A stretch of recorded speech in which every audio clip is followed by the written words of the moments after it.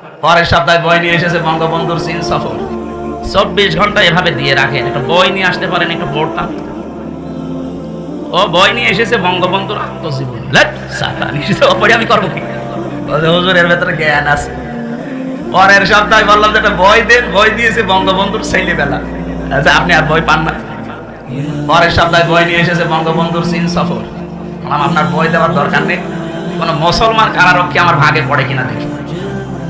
বললো আশরাফুল নামে একজন, ওরে বললাম আপনার এখানে তো নাম লেখা আছে, দেখে অন্তত বোঝা যাচ্ছে আপনার ইমান আছে। আপনিও ওদের মতোই, কিন্তু আপনার ইমান আছে। আপনার নাম যেহেতু আশরাফুল, আপনি এটিএম আজহারুল ইসলামের কাছে যাবেন, ওই বিল্ডিং এ আছে, ইমেলে বলবেন হামজা বই চেয়েছে, দেখবেন বই কারে বলে উনি দেবেন। আল্লাহর বান্দা আমার প্রায় অনেকগুলো বই পাঠিয়েছিল, প্রোডাক্টিভ মুসলিম। এই বইটা আমার মনে হয় প্রত্যেকের পড়া দরকার, একবার জীবন পরিচ্ছন্ন হয়ে যাবে ইনশাআল্লাহ। এরপরে পাঠিয়েছিল তাফসিরে ফি জিলালিল কোরআন, তাফসিরে তাফহিমুল কোরআন, তাফসিরে ইবনে কাসির, তাফসিরে মারিফুল কোরআন। এইগুলো উনি পাঠিয়েছিল, কারণ উনি আছে 13 বছর।